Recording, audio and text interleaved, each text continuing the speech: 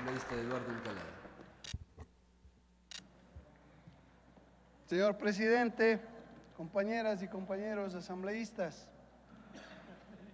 la historia del Ecuador, tendríamos que decir, es trágica por la injerencia, por la prepotencia de las compañías transnacionales, de los países que manejan el mundo por los intereses económicos, por las reservas naturales que tenemos todos los países de América Latina y del África.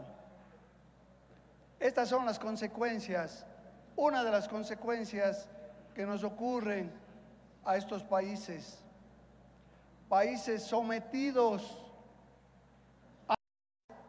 Tengo que aclarar, porque voy a leer algunas acciones que se tomaron a raíz de esta situación de la OXI. El Ecuador siempre fue avasallado por las empresas transnacionales. No es la primera vez, y vale recordar que la ciudad de Guayaquil fue el centro de operaciones en donde una transnacional norteamericana, Emelec, se llevó todos los recursos, todo el petróleo que produjo la península de Santa Elena, so pretexto de entregar energía eléctrica a la ciudad de Guayaquil. Se llevaban todo el petróleo, pedían subsidio al costo kilovatio hora y siempre con la amenaza y el chantaje de suspender el servicio eléctrico a la ciudad de Guayaquil.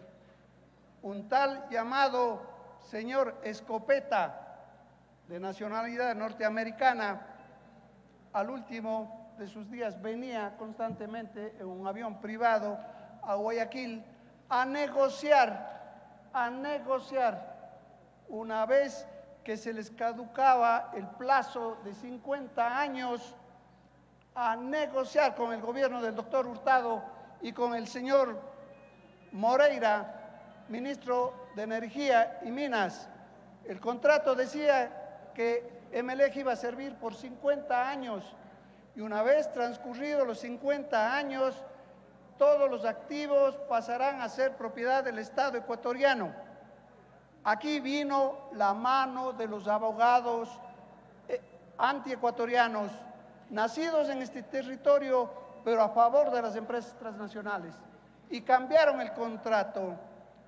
Ortega Moreira fue el ministro de esa época, y le cambiaron esa cláusula por la siguiente: los activos de Emelec pasarán a ser de propiedad del Estado ecuatoriano una vez que haya concluido los 50 años de servicios, previo un peritaje y un pago justo. Eso hizo el gobierno del doctor Hurtado y su ministro, y el Ecuador tuvo que perder cientos de millones de dólares.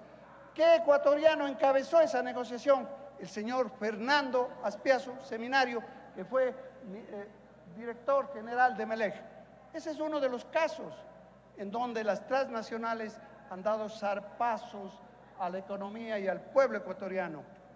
Otros casos, y esta corporación, porque no puede llamarse de otra manera, la CIADI es una corporación de financieros internacionales que están dedicados a subyugar a los estados para favorecer el capital financiero internacional.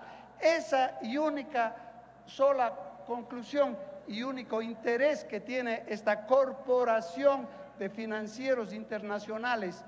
Allí la compañera que me antecedió en la palabra explica claramente esa colusión que existe entre el dueño de la empresa, a quien se le cede los derechos de la Occidental Petroleum Company, algo ilegal. El Ecuador no solamente por esa acción tenía todo el derecho y el 100% de la razón a declarar la caducidad del contrato petrolero con la empresa norteamericana. Sin embargo, las argucias jurídicas y elementos de la oligarquía nacional se prestan para defender la tesis de los pulpos extranjeros que lo que hacen es llevarse la riqueza de estos países a costa de absolutamente nada. ¿Qué hicieron para ahora reclamar 2.000 y más millones de dólares?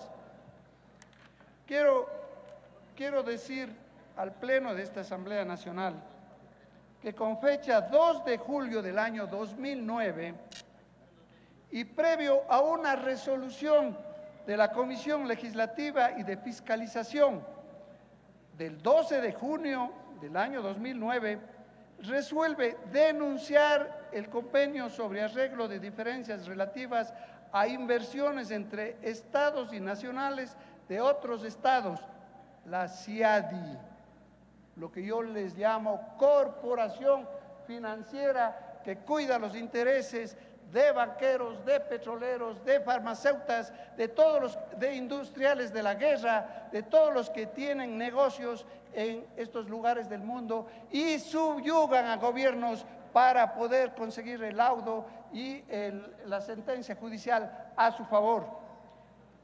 El señor presidente de la República, economista Rafael Correa, en un decreto ejecutivo 1823, en el artículo 1, decreta denunciar y por tanto declarar terminado el convenio sobre arreglos de diferencias relativas a inversiones entre estados y nacionales de otros estados CIADI, suscrito en la ciudad de Washington el 15 de enero de 1986. Es decir, el Ecuador en este gobierno, con una resolución de la Comisión Política, de la Comisión de Fiscalización y Control Político de esta Asamblea y con un decreto ejecutivo del señor Presidente de la República, declara sin valor ese